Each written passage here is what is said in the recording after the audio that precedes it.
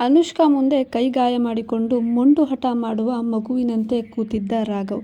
ಅನುಷ್ಕಾ ಅವನ ಕೈಯಲ್ಲಿದ್ದ ಗಾಜುಗಳನ್ನು ತೆಗೆದು ಅದಕ್ಕೆ ಫಸ್ಟ್ ಏಡ್ ಬಾಕ್ಸ್ ತೆಗೆದು ಬ್ಯಾಂಡೇಜ್ ಮಾಡುತ್ತಾ ನಡೀರಿ ಹಾಸ್ಪಿಟಲ್ಗೆ ಎನ್ನುವಾಗ ಅವಳನ್ನೇ ನೋಡುತ್ತಿದ್ದ Raghav say I love you ಎನ್ನುತ್ತಾನೆ. ಅನುಷ್ಕಾ ನಿಮಗೇನು ಹುಚ್ಚ, ಕೈಯಲ್ಲಿ ಇಷ್ಟೊಂದು ಗಾಯ ಆಗಿದೆ, ಐ ಲವ್ ಯು ಅಂತೆ ಐ ಲವ್ ಯು ಎನ್ನುತ್ತಾ ಸಿಟ್ಟಿನಲ್ಲಿಯೇ ಎದ್ದು ಫಸ್ಟ್ ಏಡ್ ಬಾಕ್ಸ್ ಇಡಲು ಹೇಳುತ್ತಾಳೆ. ಅಷ್ಟರಲ್ಲಿಯೇ ಮತ್ತೆ ತನ್ನ ಮುಷ್ಟಿ ಹಿಡಿದು ನೆಲಕ್ಕೆ ಕೈ ಬೀಸಿದ.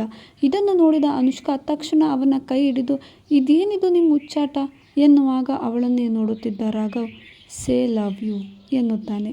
ಅನುಷ್ಕಾ ನೋ, ನಾನು ಹಾಗೆಲ್ಲ ಹೇಳಲ್ಲ ಎನ್ನುತ್ತಾಳೆ. ಆದರೆ ಇನ್ನು ಅವನೇನು ಮಾಡಿಕೊಳ್ಳುತ್ತಾನೋ ಎನ್ನುತ್ತಾ ಅವನ ಕೈಯನ್ನೇ ಹಿಡಿದಿದ್ದಾಳೆ. ಹೊರಗಿನ ಪ್ರಪಂಚದ ಡೆವಿಲ್ ರಾಘವನ ಇನ್ನೊಂದು ಮುಖ ನೋಡಿ ಅನುಷ್ಕಾ ವಿಚಿತ್ರವೆನಿಸುತ್ತದೆ ಅವಳಿಗೆ. ರಾಘವನ ಮುಖದಲ್ಲಿ ಮತ್ತೆ ಅವಳನ್ನು ಮತ್ತಷ್ಟು ಕೋಪದಿಂದ ನೋಡುತ್ತಿರುವುದನ್ನು ಗಮನಿಸಿದ. ಅವನ ನೋಟಕ್ಕೆ ನಿಜವಾಗಿಯೂ ಹೆದರಿದ ಅನುಷ್ಕಾ ತನ್ನ ನೋಟವನ್ನು ಕದಿಯುತ್ತಾ ಅದು ನನಗೆ ಸ್ವಲ್ಪ ಟೈಮ್ ಬೇಕು ಎನ್ನುವಾಗ ರಾಘವನ ಕೋಪ ಸ್ವಲ್ಪ ಮಟ್ಟಿಗೆ ಕಡಿಮೆಯಾಯಿತು.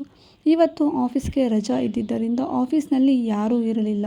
ಆಕರ್ಷ್ಗೆ ಮಾತ್ರ ಅನುಷ್ಕಾಳದ್ದೇ ಚಿಂತೆ ಕಾಡುತ್ತಿತ್ತು. ಆದರೆ ಮತ್ತೆ ಅವನು ಅಣ್ಣನ ಎದುರು ಹೋಗುವ ಧೈರ್ಯ ಇರದೆ ದೇವರನ್ನು ಬೇಡಿಕೊಳ್ಳುತ್ತಿದ್ದ. ದೇವರೇ, ಇದೊಂದಿನ ಪ್ಲೀಸ್ ಅನುಷ್ಕಾಳನ್ನು ಕಾಪಾಡು, ಇನ್ನೊಂದು ದಿನ ಅವಳಿಗೆ ನನ್ನಿಂದ ತೊಂದರೆ ಆಗದಂತೆ ನೋಡ್ಕೋತೀನಿ, ಈ ಅಣ್ಣ ಏನು ಮಾಡಿಬಿಡ್ತಾನೋ ಅವಳಿಗೆ ಎನ್ನುತ್ತಾ ತನ್ನ ಮನಸ್ಸಿನಲ್ಲಿಯೇ. ಆದರೂ ಅವಳು ಅಣ್ಣನ ಮೊದಲನೇ ಪ್ರೀತಿ, ಅವಳಿಗೆ ಏನು ತೊಂದರೆ ಮಾಡಲ್ಲ ಅನಿಸುತ್ತೆ. ಆದರೂ ಅವನ ಸಿಟ್ಟಿಗೆ ಅವನೇ ಏನಾದರೂ ಮಾಡ್ಕೊಬಿಡ್ತಾನೋ ಏನೋ ಎನ್ನುತ್ತಾ ದೇವರನ್ನೇ ನೋಡಿ ಸಾವಿರ ಪ್ರಣಾಮಗಳನ್ನು ಹಾಕುತ್ತಿರುತ್ತಾನೆ. ಅನುಷ್ಕಾ ಮತ್ತೆ ರಾಘವನನ್ನು ಹಾಸ್ಪಿಟಲ್ಗೆ ಕರೆದಾಗ ಅವನು ಇಲ್ಲ, ಹುಷಾರಾಗುತ್ತೆ, ನಾನು ಮನೆಯಲ್ಲೇ ಡಾಕ್ಟರ್ನ ಕರೆಸ್ತೀನಿ ಎನ್ನುತ್ತಾನೆ. ರಾಘವ್ ಇಷ್ಟು ದೊಡ್ಡ ಬಿಸ್ನೆಸ್ ಮ್ಯಾನ್, ಅವನು ಯಾಕೆ ಸಣ್ಣ ಪುಟ್ಟ ವಿಚಾರಕ್ಕೆಲ್ಲ ಹಾಸ್ಪಿಟಲ್ಗೆ ಹೋಗ್ತಾನೆ, ಮನೆಗೆ ಕರೆಸ್ಕೊಳ್ತಾನೆ ಎಂದು ಯೋಚಿಸುತ್ತಿದ್ದ ಅನುಷ್ಕಾ ಇನ್ನು ಸ್ವಲ್ಪ ಸಮಯ ಬೇಕು ಎಂದು ಕೇಳಿದ್ದಕ್ಕೆ ರಾಘವ್ ಸಮ್ಮತಿಸಿದಂತೆ ಅನ್ನಿಸಿತು. ಅವನ ಕೈ ಸ್ವಲ್ಪ ಸಡಿಲವಾದದ್ದು ಕಂಡು ಅವಳ ಕೈ ಬಿಟ್ಟು ಅವನಿಂದ ದೂರ ಸರಿದು ಫಸ್ಟ್ ಏಡ್ ಬಾಕ್ಸ್ ಇದ್ದ ಜಾಗದಲ್ಲಿ ಇಟ್ಟು ಅವನನ್ನು ನೋಡದೆ ಸರ್ ನಾನು ಹೋಗ್ಲಾ, ಆಗಲೇ ಸಾಯಂಕಾಲ ಆಗಿದೆ ಎನ್ನುವಾಗ ನೋ ಎಂದಷ್ಟೇ ಉತ್ತರಿಸುವ ರಾಘವ್ ಅದೇ ಜಾಗದಲ್ಲಿ ಕುಳಿತಿರುತ್ತಾನೆ. ಅನುಷ್ಕಾ ಆಶ್ಚರ್ಯದಿಂದ ಅವನನ್ನೇ ನೋಡುತ್ತಿರುತ್ತಾಳೆ. ಆದರೆ ಏನನ್ನೂ ಪ್ರಶ್ನೆ ಕೇಳುವ ಧೈರ್ಯ ಇರಲಿಲ್ಲ. ಅವನನ್ನೇ ನೋಡುತ್ತಿದ್ದ ಅವಳನ್ನು ನೋಡಿ ಇನ್ನೊಂದಿಷ್ಟು ಸಮಯ ಜೊತೆಗೆ ಇರಬಹುದಲ್ವಾ ಎನ್ನುತ್ತಾನೆ. ಈ ಮಾತನ್ನು ಕೇಳಿ ಅನುಷ್ಕಾ ಯಾಕೆ ಎನ್ನುತ್ತಾಳೆ. ನೀನೇ ತಾನೇ ಹೇಳಿದ್ದು ಸಮಯ ಬೇಕು ಎನ್ನುತ್ತಾ ಅವಳನ್ನು ನೋಡಿದ ರಾಘವ್ ಕಣ್ಣುಪ್ಪು ಆಡಿಸುತ್ತಾನೆ. ಅನುಷ್ಕಾ ಏನೂ ಮಾತನಾಡದೆ ಸ್ವಲ್ಪ ಸಮಯ ನಿಂತಿದ್ದಳು.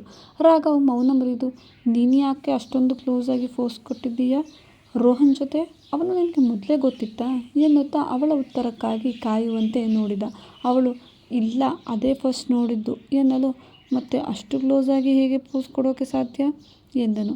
ಈ ಮಾತು ಕೇಳಿದ ಅನುಷ್ಕಾ ಮಗುವಿನ ರೀತಿ ಅದು ನನಗೆ ಅದೇ ಫಸ್ಟ್ ಎಕ್ಸ್ಪೀರಿಯನ್ಸ್, ಅಷ್ಟು ದೊಡ್ಡ ಸ್ಟೇಜ್ದು ಮತ್ತು ಅಷ್ಟು ದೊಡ್ಡ ಹೀಲ್ ಸ್ಲಿಪ್ಪರ್ದು, ಹಾಗಾಗಿ ಸ್ವಲ್ಪ ಹೆದರಿದೆ ಅನಿಸುತ್ತೆ, ನನ್ನ ಬ್ಯಾಲೆನ್ಸ್ ತಪ್ಪಿ ಬೀಳುವಂತಾಗಿದ್ದೆ. ಅಷ್ಟರಲ್ಲಿ ರೋಹನ್ ಸರ್ ನನ್ನನ್ನು ಹಿಡಿದು ಬೀಳುವುದನ್ನು ತಪ್ಪಿಸಿದರು. ಈ ಸಮಯದಲ್ಲಿ ತೆಗೆದಿರುವ ಫೋಟೋಸ್ ಅವು. ಅದಲ್ಲದೆ ನನಗೆ ಎಂಬ್ಯಾರಸ್ಮೆಂಟ್ ಫೀಲ್ ಆಗಬಾರ್ದು ಎಂದು ರೋಹನ್ ಸರ್ ಅವರು ಮೊದಲೇ ಒಂದು ರೀತಿ ಸ್ಮೈಲ್ ಮಾಡಿ ಆ ರೀತಿ ಪೋಸ್ ಬರೋ ರೀತಿ ನಿಂತಿದ್ದಾರೆ ಅಷ್ಟೇ ಎಂದುವ ಅನುಷ್ಕಾಳ ಈ ಮುಗ್ಧ ಮಾತನ್ನು ಕೇಳಿದ ರಾಘವ್ ತುಟಿಯಂಚಿನಲ್ಲಿ ಒಂದು ಸುಂದರ ನಿರಾಳ ನಗು ಮೂಡಿತು. ಅಲ್ಲಿಂದ ಎದ್ದು ಬಂದ ಅನುಷ್ಕಾಳನ್ನು ಕುಳಿತಿದ್ದ ಜಾಗದಲ್ಲಿ ಕುಳಿತು ಅವನ ಮಂಡಿಯ ಮೇಲೆ ತಲೆ ಇಟ್ಟು ಅವಳನ್ನೇ ನೋಡುತ್ತಾ ನಿಜ ನೀನು ಯಾರನ್ನು ಲವ್ ಮಾಡ್ತಿಲ್ವಾ ಎನ್ನುವಾಗ ಅನುಷ್ಕಾ ಇಲ್ಲ ಎಂದು ಅಡ್ಡಡ್ಡಲಾಗಿ ತಲೆ ಆಡಿಸಿದಳು. ರಾಘವ್ ಅವಳ ಮಂಡಿ ಮೇಲೆ ಮಲಗಿದ್ದ.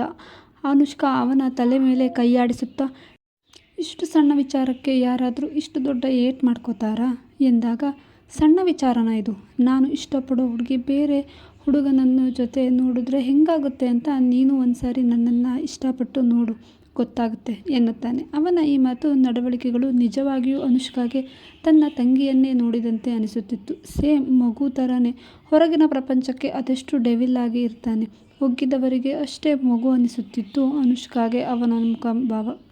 ಒಂದಿಷ್ಟು ಸಮಯ ರಾಘವ್ ಅವಳ ತೊಡೆಯ ಮೇಲೆ ಮಲಗಿದ್ದ. ಅವಳು ಅವನ ತಲೆಕೂದಲಿನ ಮೇಲೆ ಸ್ವಲ್ಪ ಹೊತ್ತು ಕೈಯಾಡಿಸಿ ನಂತರ ತನ್ನ ಕೈಗಡಿಯಾರ ನೋಡಿಕೊಳ್ಳುತ್ತಾ ಅಯ್ಯೋ ಆಗಲೇ 8 ಗಂಟೆ ಆಗಿದೆ, ಪ್ಲೀಸ್ ಇವಾಗ ನಾನು ಮನೆಗೆ ಹೋಗಬೇಕು ಎನ್ನುವ ಅನುಷ್ಕಾಳನ್ನು ತಲೆ ಎತ್ತಿ ನೋಡಿದ ರಾಘವ್ ಎದ್ದು ನಡಿ ನಾನೇ ಡ್ರಾಪ್ ಮಾಡ್ತೀನಿ ಎನ್ನುವಾಗ ಇಲ್ಲ ನಾನು ಸ್ಕೂಟಿ ತಂದಿದ್ದೀನಿ ನಾನೇ ಹೋಗ್ತೀನಿ ಎನ್ನುತ್ತಾಳೆ. ನಗುತ್ತಾ ಅವಳ ತಲೆ ಹಿಂಬದಿಯಿಂದ ಅವಳ ಹತ್ತಿರಕ್ಕೆ ಎಳೆದುಕೊಂಡು ಹಣೆಗೆ ಮುತ್ತಿಟ್ಟು ಜೆಂಟಲ್ಮ್ಯಾನ್ ಥರ ಜೋಪಾನ ಆ್ಯಂಡ್ ಇನ್ಮುಂದೆ ನಿನ್ನ ಯೋಚನೆಗಳು ಸಹ ನನ್ನದೇ ಆಗಿರಬೇಕು ಅನ್ನುವಾಗ ಅನುಷ್ಕಾಗೆ ಅವನಲ್ಲಿ ಪ್ರೀತಿಯ ಮುದ್ದಾದ ಸ್ವಾರ್ಥತೆ ಕಾಣಿಸಿತು. ನನಗೆ ಮಾಡೆಲಿಂಗ್ ಆಫರ್ ಬಂದರೆ ಮಾಡೋದು ಬೇಡವಾ ಕೇಳಿದಳು ಅನುಷ್ಕಾ. ಈ ಮಾತು ರಾಘವ್ಗೆ ತುಂಬ ಇಷ್ಟ ಆಯಿತು. ಅವಳನ್ನು ನೋಡಿ ನಿನಗೆ ಇಷ್ಟ ಇದೆಯಾ ಈ ಕೆಲಸ ಅನ್ನುತ್ತಾನೆ ರಾಘವ್. ಇಷ್ಟ ಇಲ್ಲ, ಆದರೆ ಸ್ವಲ್ಪ ಅನಿವಾರ್ಯ ಬಂದರೆ ಎನ್ನುತ್ತಾಳೆ ಮೆಲ್ಲಗೆ. ಮಾಡು, ಆದರೆ ಸಿಂಗಲ್ ಆಗಿ ಹಾಗೂ ಸಹ ಮಾಡ್ಬೋದು ಎನ್ನುತ್ತಾ ಅವಳನ್ನು ದೂರದಿಂದಲೇ ಪ್ಲೇನ್ ಕಿಸ್ ನೀಡುತ್ತಾ ನೋಡಿದ. ಅವಳು ಕನ್ಫ್ಯೂಷನ್ನಲ್ಲಿಯೇ 2 ಹೆಜ್ಜೆ ತೆಗೆದು ಮತ್ತೆ ಹಿಂದೆ ತಿರುಗಿ ನೋಡಿದವಳು ನೀವು ಮನೆಗೆ ಹೋಗಲ್ವಾ ಎಂದಾಗ ಹೋಗ್ತೀನಿ, ನೀನು ಗಾಡಿಯಲ್ಲೇ ನಿಲ್ಲಿಸು, ನನ್ನ ಜೊತೆ ಬರ್ಬೋದಲ್ವಾ ಎನ್ನುವಾಗ ರಾಘವ್ ಇಲ್ಲ ನಾನು ಹೋಗ್ತೀನಿ ಒಬ್ಬಳೇ, ಓಡಾಡಿ ಅಭ್ಯಾಸ ಇದೆ, ನೀವು ಪ್ಲೀಸ್ ಈ ರೀತಿ ಮತ್ತೆ ಮಾಡಬೇಡಿ, ಕೈ ಜೋಪಾನ ಎನ್ನುತ್ತಾಳೆ. ಅವಳ ಮನಸ್ಸು ಯಾಕೋ ಇಂದು ಮುಂದೆ ಹೋಗಲು ಬಿಡುತ್ತಾ ಇಲ್ಲ ಎನಿಸುತ್ತಿತ್ತು. ರಾಘವ್ಗೆ ಅವಳ ಕಾಳಜಿ ತುಂಬ ಇಷ್ಟವಾಗಿತ್ತು. ರಾಘವ್ ಅವಳನ್ನು ನಾನು ಮತ್ತೊಮ್ಮೆ ಈ ರೀತಿ ಮಾಡ್ಕೊಳ್ಳಲ್ಲ, ನೀನು ಈ ರೀತಿ ಮಾಡ್ಕೊಳ್ಳೋಕ್ಕೆ ನನ್ನನ್ನು ಬಿಡಬೇಡ ಎನ್ನುತ್ತಾನೆ. ಈ ಕಡೆ ಆಕರ್ಷ್ ತನ್ನ ಮತ್ತು ರಾಘವ್ ನಡುವೆ ಆಪ್ತ ಮಿತ್ರ ಆಗಿರುವ ಲಾಸ್ಯಾಗೆ ಫೋನ್ ಮಾಡಿದ. ಲಾಸ್ಯ ಹೆಲೋ ಅಣ್ಣ, ಯಾಕೆ ಮನೆಗೆ ಬರಲ್ವಾ ಎಂದು ವಿಚಾರಿಸುತ್ತಲೇ ಅಯ್ಯೋ ಬರೋದೆಲ್ಲಿ, ನಿನ್ನ ಮುದ್ದಿನಣ್ಣ ಇದಾನಲ್ಲ, ನನ್ನ ಮತ್ತು ಆ ಅನುಷ್ಕಾ ಇಬ್ಬರನ್ನು ಬಿಡೋ ಹಾಗೆ ಕಾಣ್ತಿಲ್ಲ ಚಿನಿ ಎನ್ನುತ್ತಾ ಕಂಪ್ಲೇಂಟ್ ಹೇಳುತ್ತಾನೆ. ಮಲಗಿದ್ದ ಲಾಸ್ಯ ತಟ್ಟನೆ ಎದ್ದವಳು ಅಯ್ಯೋ ಯಾಕೋ ಅಣ್ಣ ಏನಾಗಿದೆ ರಾಘವಣ್ಣಂಗೆ ಎಂದ. ಅವಳಿಗೆ ಆಕಾಶ್ ಅನುಷ್ಕಾ ಮೇಲೆ ಲವ್, ಮೊನ್ನೆ ಅವಳು ರೋಹನ್ ಜೊತೆ ರ್ಯಾಂಪ್ ಮೇಲೆ ನಡೆದಿದ್ದು ಇಷ್ಟ ಆಗಿಲ್ಲ ಅಂತೆ, ಅವನು ಬೇಕು ಅಂತಲೇ ಆ ಸಮಯದಲ್ಲಿ ಲಾಸ್ಯಗೆ ಕಾಲ್ ಮಾಡಿ ಈ ವಿಚಾರ ಹೇಳಿದ. ಅದರಿಂದ ಲಾಸ್ಯ ಏನಾದರೂ ಮಾಡಬಹುದು ಅನ್ನೋದು ಅವನ ಐಡಿಯಾ. ಅವನ ಇಡೀ ಮನೆಯಲ್ಲಿ ರಾಘವ್ನನ್ನು ಶಾಂತಗೊಳಿಸುವ ಶಕ್ತಿ ಇದ್ದದ್ದು ಲಾಸ್ಯಗೆ ಮಾತ್ರ. ಆದರೆ ಇಂದು ಅಷ್ಟರಲ್ಲಿ ಅನುಷ್ಕಾಳ ಪ್ರೀತಿ ರಾಘವ್ನನ್ನು ಶಾಂತಗೊಳಿಸಿತ್ತು.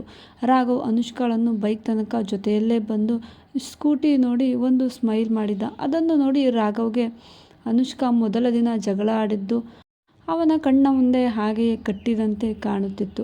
ಅವಳ ಹಣೆಗೆ ಮತ್ತೊಂದು ಮುತ್ತಿಟ್ಟು ಬಾಯ್ ಹೇಳಿ ಆಫೀಸ್ ಕಡೆ ನಡೆದ.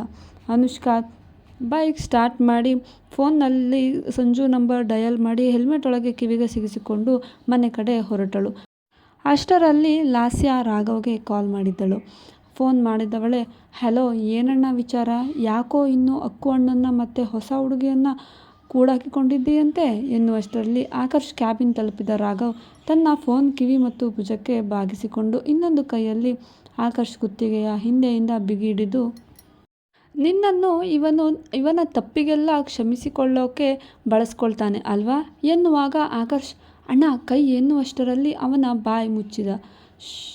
ಓಕೆ ಎಂದು ಮೆಲ್ಲಗೆ ಹೇಳಿ ರಾಘವ್ ಓಕೆ ಸ್ವೀಟ್ ಆರ್ಟ್, ಬರ್ತಾನೆ ಬಿಡು ನಿಮ್ಮ ಅಕ್ಕು ಅಣ್ಣ ಮತ್ತು ನಿನ್ನ ಹೊಸ ಹುಡುಗಿ, ಅದೇ ನಿನ್ನ ಫ್ರೆಂಡ್ ಅನುಷ್ಕಾ ಆಗಲೇ ಹೋದ್ಲು ಮನೆಗೆ ಎನ್ನುವಾಗ ತನ್ನ ನಾಲಿಗೆಯನ್ನು ಕಚ್ಚಿಕೊಂಡು ಒಂದು ಕಣ್ಣು ಮುಚ್ಚಿ ಅದು ಅಣ್ಣ ನೀನು ಬರಲ್ವಾ ಎನ್ನುತ್ತಾಳೆ ಮಾತು ಮರೆಸಿ. ಅದಕ್ಕೆ ರಾಘವ್ ಇಲ್ಲ ಸ್ವೀಟು, ನಾನು ಇನ್ನೊಂದು ದಿನ ಬರ್ತೀನಿ, ಇವಾಗ ಸ್ವಲ್ಪ ಕೆಲಸ ಇದೆ ಅನ್ನುತ್ತಾನೆ. ಆದರೆ ಇನ್ನು ಆಕರ್ಷ್ ಬಾಯನ್ನು ಮುಚ್ಚೇ ಇದ್ದ. ಆ ಕಡೆಯಿಂದ ಏನು ಅಣ್ಣ ಅನುಷ್ಕಾ ಜೊತೆ ಎನ್ನುವಾಗ ಆಕರ್ಷ್ನನ್ನು ನೋಡಿ ಸಿಗಾಕೊಂಡೆಯಲ್ಲ ಎನ್ನುವ ಲಿಕ್ ನೀಡಿದ. ಆಕರ್ಷ್ 2 ಕಿವಿಯನ್ನು ಕೈಯಲ್ಲಿ ಹಿಡಿದು ನಾಲಿಗೆ ಆಚೆ ಚಾಚಿ ಸಾರಿ ಎನ್ನುವಂತೆ ಕೇಳಿದ.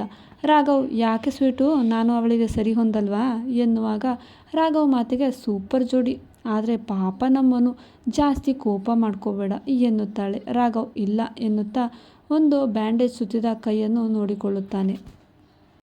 ಈ ಕಡೆ ಸಂಜುಗೆ ಕಾಲ್ ಮಾಡಿದ ಅನುಷ್ಕಾ ನಡೆದ ವಿಚಾರವನ್ನೆಲ್ಲ ಹೇಳುತ್ತಾಳೆ. ಸಂಜು ಅಂತೂ ನಿಂತಲ್ಲೇ ಕುಣಿಯುತ್ತಿರುತ್ತಾಳೆ. ಅವಳಿಗೆ ರಾಘವ್ ಅನುಷ್ಕಾ ಇಷ್ಟಪಡುತ್ತಿರುವುದು ತುಂಬ ಖುಷಿಯ ವಿಚಾರ. ಸಂಜುಗೆ ಮೊದಲಿನಿಂದಲೂ ಈ ಮಾಡೆಲಿಂಗ್ ಫೀಲ್ಡ್ ಅಂದರೆ ಏನೋ ಒಲವು. ಅಂತಹದರಲ್ಲಿ ತನ್ನ ಅಕ್ಕನನ್ನು ಮಾಡೆಲಿಂಗ್ ಫೀಲ್ಡ್ನ ದೊರೆಯಾಗಿರುವ ರಾಘವ್ ಇಷ್ಟಪಡುತ್ತಿರುವುದು ಅವಳಿಗೆ ತುಂಬ ಖುಷಿ ನೀಡಿತ್ತು.